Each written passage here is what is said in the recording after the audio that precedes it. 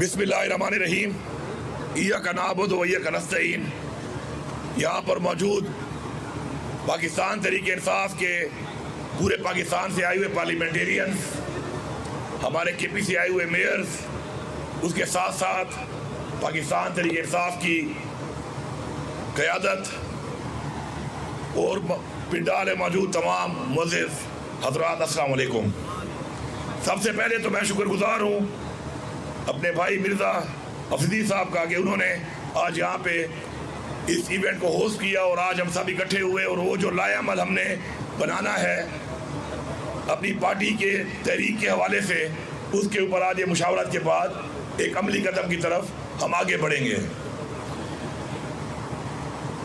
सबसे पहले तो जितने भी तहरीक इंसाफ के लोग हैं, चाहे वो पाकिस्तान में हैं या चाहे पाकिस्तान से बाहर हैं, और जो लोग भी इमरान खान साहब को फॉलो करते हैं, तो उसकी वजह सिर्फ एक है, और वजह यह है कि इमरान खान साहब ने जब तहरीक इंसाफ का आगाज़ किया था तो उन्होंने सियासत के लिए काम नहीं किया था, बल्कि पाकिस्तान और हमारी आने वाली नस्लों के लिए एक उस पाकिस्तान का एक सोच और नज़रिया पेश किया कि जिसके लिए पाकिस्तान को बनाया गया था।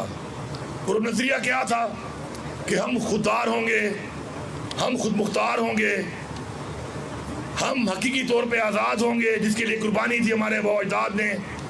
यहाँ पे कानून की बालादस्ती होगी, इस्लामी निज़ाम होगा, और अपना जो आइन है हमारे मुल्क का, उसकी हम पासदारी करेंगे, जिस तरह की हम हल्फ लेते हैं उसका।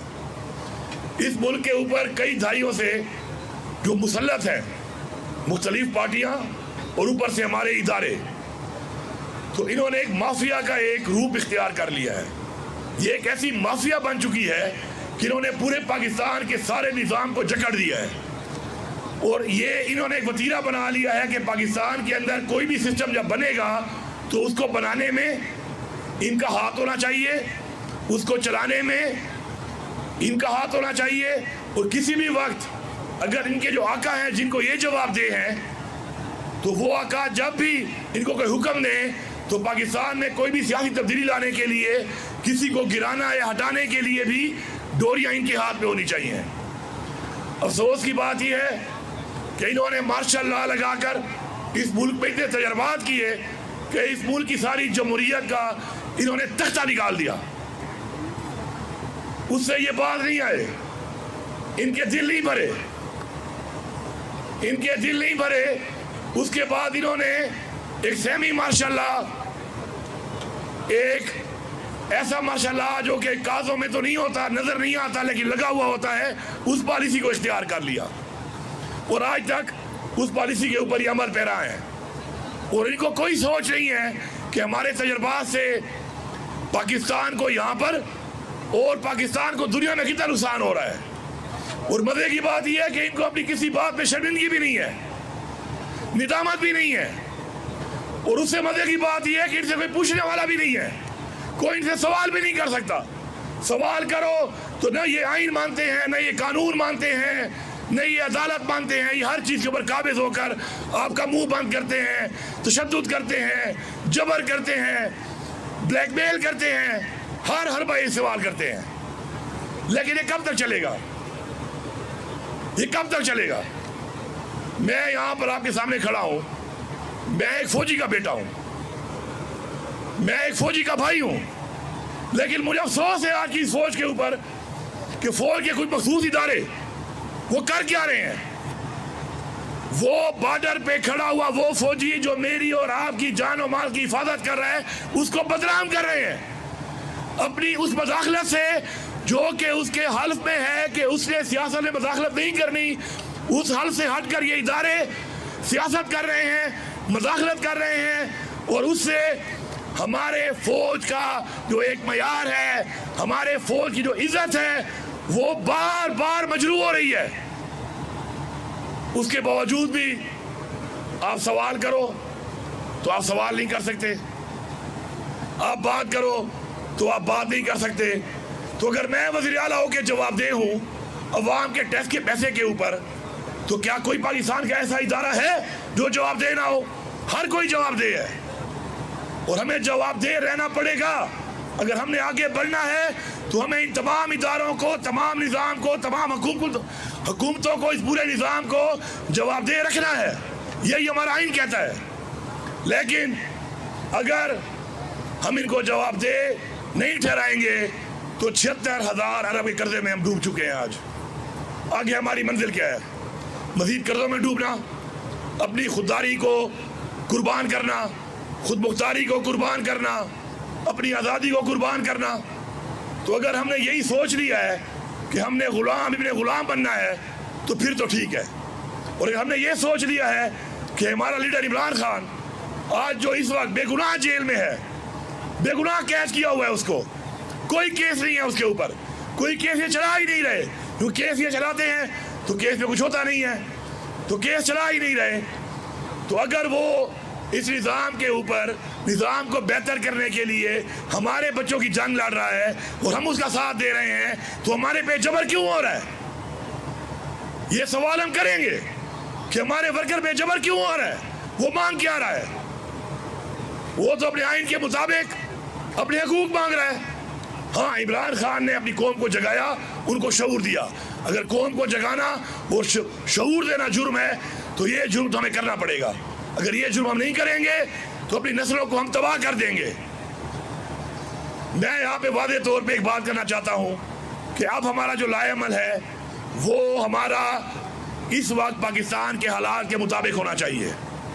آج یہاں سے جانے کے بعد میں پورے پنجاب کو، پختونخوا کو، سندھ کو، بلوچستان کو، گلگت بلتستان کو اور آزاد کشمیر کو یہ پیغام دیتا ہوں کہ آپ کے جیسے حالات ہیں اس وقت وہ آپ کو معلوم ہے، آپ بہتر سمجھتے ہیں، آپ کے لیڈران موجود ہیں، آپ خود موجود ہیں. اس کے مطابق بیٹھیں، مشاورت کریں اور اس کے بعد ان حالات کے مطابق ایک لائحہ عمل بنا کر پارٹی کو پیش کریں.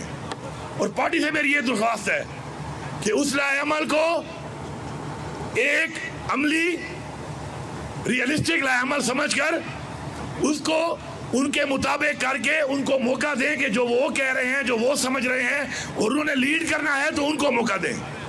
کسی پہ اپنا فیصلہ مسلط نہ کریں.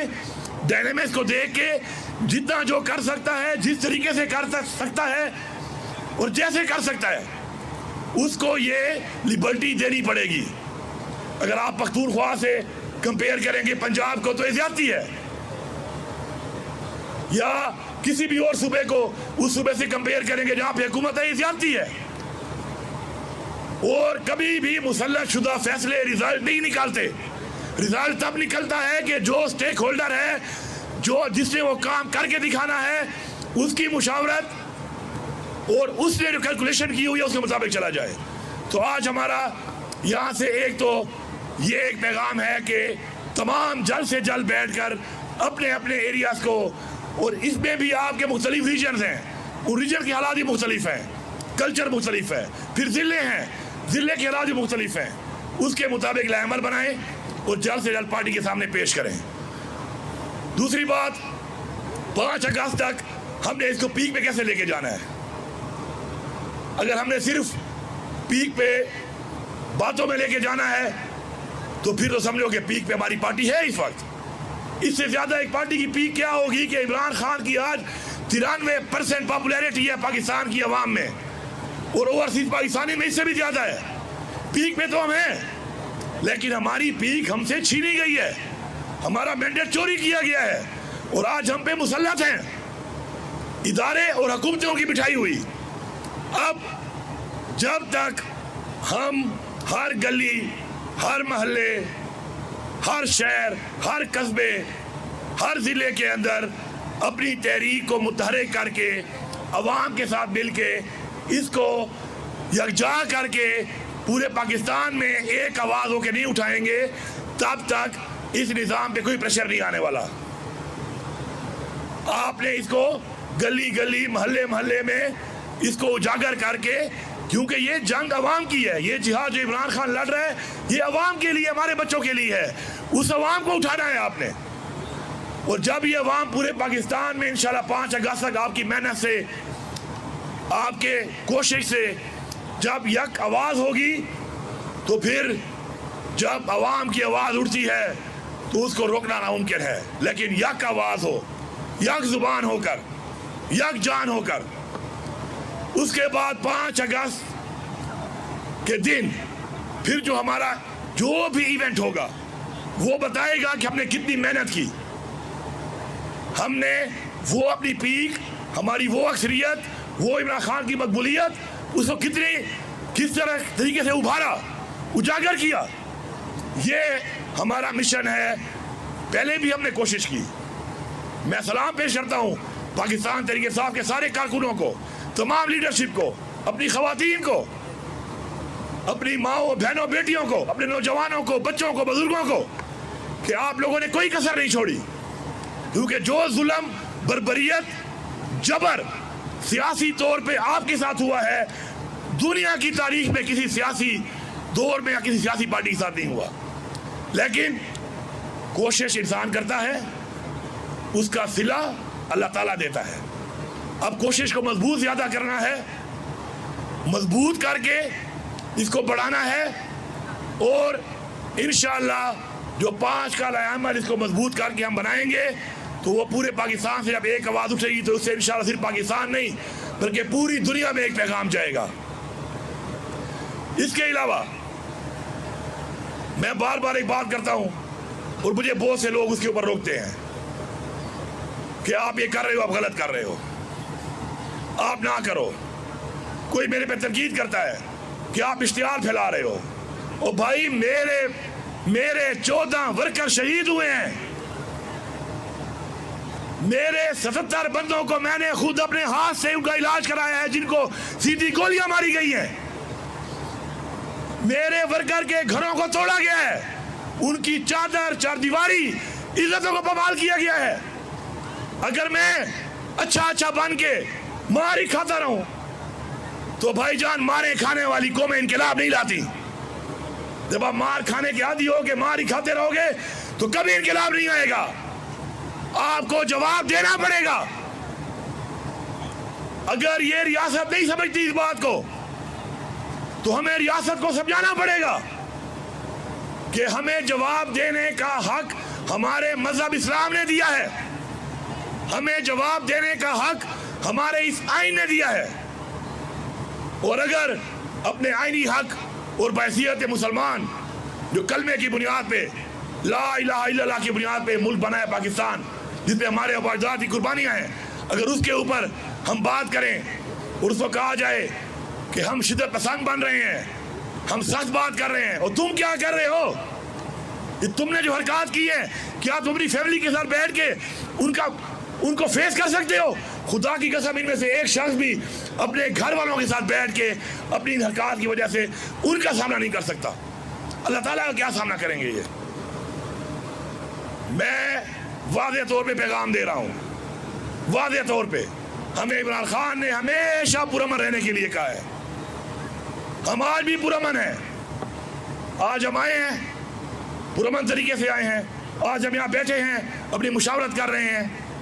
کیا کوئی مجھے پورے لاہور میں بتا دے یہ کتنے ضلع ہم گھوم کے آئے ہیں، کیا ہم نے کسی اتنی سی چیز کو بھی نقصان پہنچایا؟ تو پھر اس کے بعد جب پرامن طریقے سے ہم نکلتے ہیں تو آپ ہم پہ حملہ آور کیوں آتے ہیں؟ ابھی تحریک کے لیے، پروٹیسٹ کے لیے جو میرا آئینی حق ہے، ہم کال دیتے ہیں، آپ ہمارے ورکروں کے گھر جا کے توڑ دیتے ہیں، پہلے سے گرفتار کر دیتے ہیں۔ مجھے بتائیں کس قانون میں لکھا ہوا ہے کہ جرم کیا نہیں اس سے پہلے آپ سزا دینا شروع کر دیں؟ ایک بندہ مجرم ہی نہیں ہے، اسے جرم کیا ہی نہیں ہے، آپ پہلے سے اس کے بعد حملہ آور ہو جاتے ہیں، تو ایسا نہیں چلے گا، ایسا نہیں چلے گا۔ کسی کو اچھا لگتا ہے یا برا لگتا ہے؟ بھائی جان، اب میں تو جواب دوں گا، کوئی دے گا نہیں دے گا، میں تو دوں گا۔ میں تو اپنے سینے پیش نہیں کر سکتا کہ گولی ماری جاؤ کہ میری لاشیں گرائی جاؤ، نہ، میں ماروں گا۔ میں صاف کہہ رہا ہوں، میری پارٹی میں بہت سے لوگ میری بات پہ نہیں ٹھہرتے، میرے ساتھ نہ ٹھہرے۔